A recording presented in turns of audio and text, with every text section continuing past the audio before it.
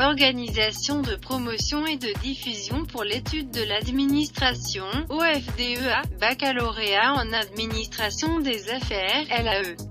Thème 3. Classique de l'administration, San Miguel Productions.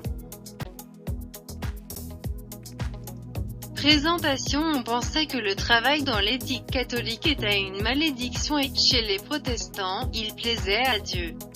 Vers 1776, James Watt a inventé la première machine à vapeur. Le libéralisme économique. Tous sont régis par la loi de l'offre et de la demande. Mercantilisme. État le plus riche qui avait plus de métaux précieux. Révolution industrielle. Lorsque les machines sont apparues, les gens ont migré de la campagne vers la ville. Thomas More a écrit un livre intitulé Utopia, où il a proposé une vie meilleure pour les travailleurs. Avec la Révolution française, il y avait une approche de l'égalité sociale. Vers 1884, Roberto Owen a fait des changements dans ses usines avec une journée de 8 heures. Des maisons et des écoles pour les travailleurs.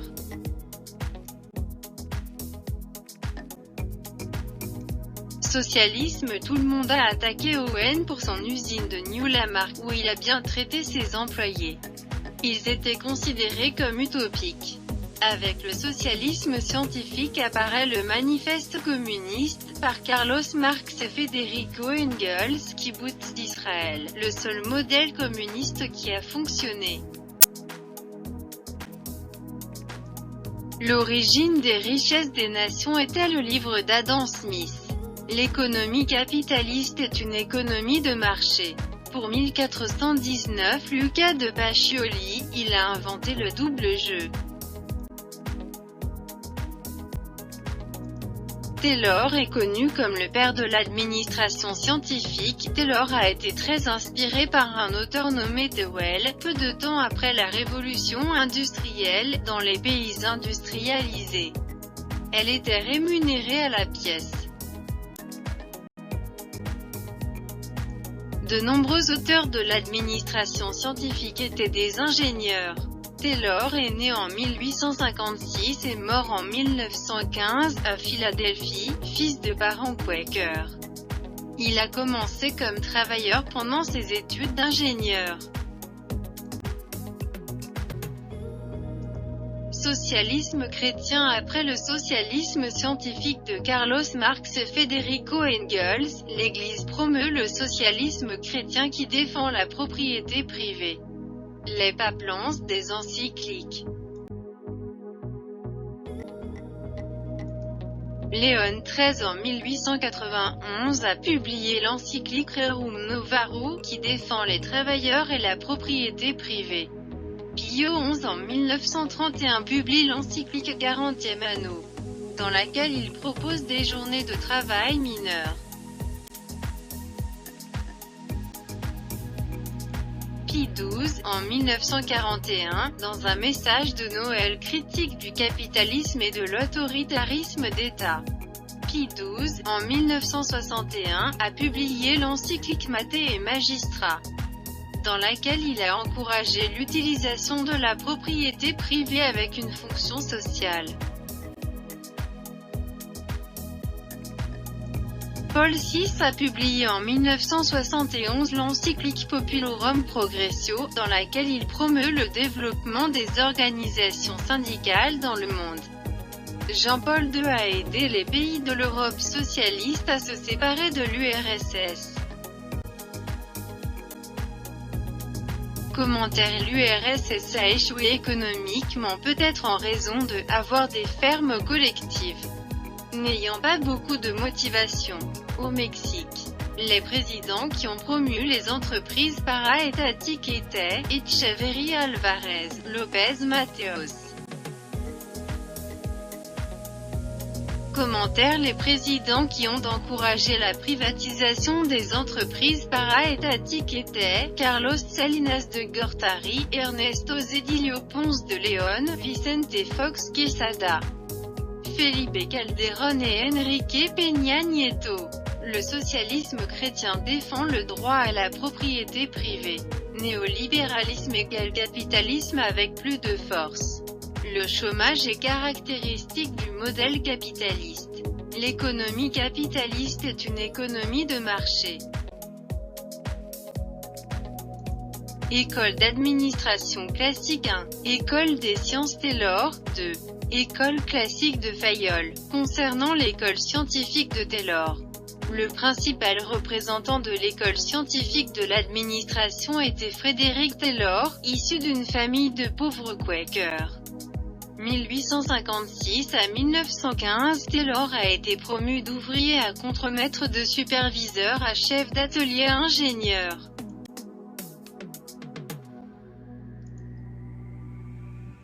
École d'administration scientifique de Taylor. Il a proposé une diversification du travail. Avant Adam Smith, il parlait d'une division du travail. Dans l'école scientifique, vous êtes un autocrate. La productivité est stimulée par des incitations économiques. Une supervision fonctionnelle de plusieurs superviseurs est proposée. Cela n'a pas fonctionné. Frederick Winslow Taylor est considéré comme le père de l'administration scientifique. Contributions de Taylor. Les principales contributions de Taylor: sélection et formation scientifique, étude du temps et des mouvements, supervision fonctionnelle. Les contributions de Taylor: normalisation des outils dans l'industrie, planification des tâches et charges de travail. Il a proposé qu'il y ait un guide d'instruction.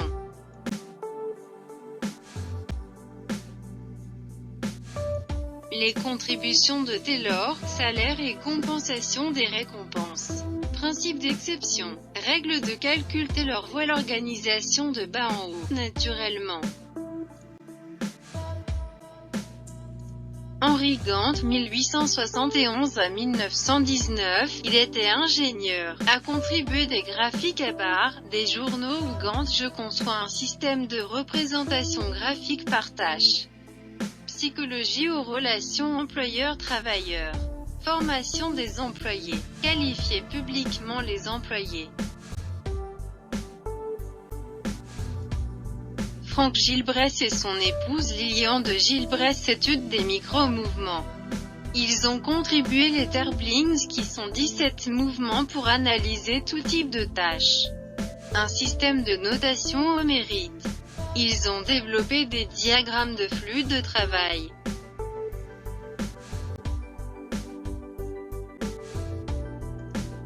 Henry Ford, 1836 à 1947, jour de 8 heures et paiements élevés aux employés. Présentation des vendeurs d'agence, son usine a accordé des concessions, franchises. Système de financement à tempérament idéaux. École classique d'administration. Le père de l'administration moderne est Henry Fayol, 1841 à 1925. Son travail, publié vers 1918, s'intitule Principes généraux d'administration. Henry Fayol est le premier à avoir conceptualisé un modèle de processus administratif complet. Je travaille dans une mine depuis environ 40 ans. Henry Fayol est un contemporain de Frédéric Taylor. Henry Fayol a promu, stimuli ou punition aux travailleurs. Indemnisation personnelle et paiement équitable en fonction de ce qui a été fait. Esprit d'équipe, union entre travailleurs. Unité de commandement, un seul superviseur pour le groupe. Selon Henry Fayol, chaque entreprise a 6 fonctions. Fonctions administratives, fournir, organiser, commander, coordonner et contrôler. Fonction technique, production. Fonction financière. Fonction comptable, fonction de sécurité, prendre soin du personnel et des biens. Fonction de vente, marketing. 。14 Principe d'Henri Fayol, administration moderne. Henri Fayol voit l'organisation de haut en bas. Selon lui, la coordination est l'essence même de l'administration. 1. Division du travail. Une tâche complexe se décompose en plusieurs activités simples. La spécialisation des opérateurs est donnée, pour améliorer l'efficacité et la productivité.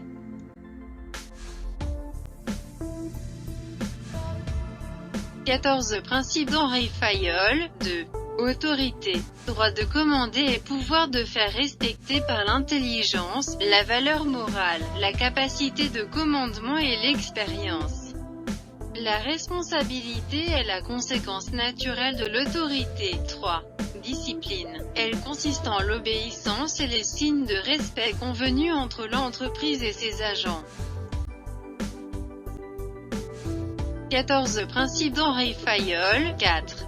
Unité de commandement. Un agent ne doit recevoir des ordres que d'un seul boss pour éviter toute confusion. 5. Unité de gestion. Un seul patron et un seul programme pour la réalisation d'un ensemble d'opérations qui tendent vers le même but. 14 Principe d'Henri Fayol. 6. Subordination de l'intérêt particulier à l'intérêt général. L'intérêt d'un ou plusieurs agents ne doit pas prévaloir sur l'intérêt général de l'entreprise. 7. Rémunération du personnel. Un paiement juste et équitable pour le service fourni qui satisfait l'entreprise et l'employé. Paiement à la pièce et quand ce n'est pas possible par le salaire journalier.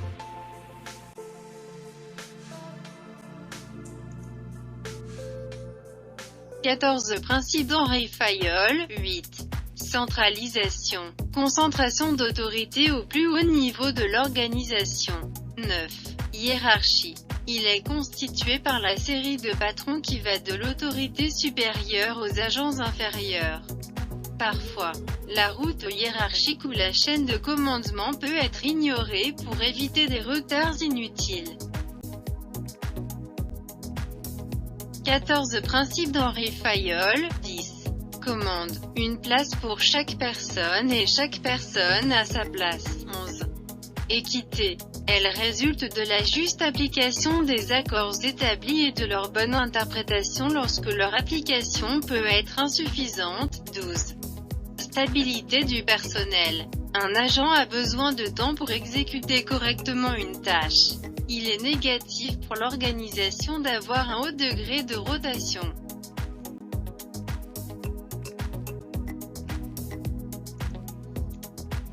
« 14 Principe d'Henri Fayol. 13.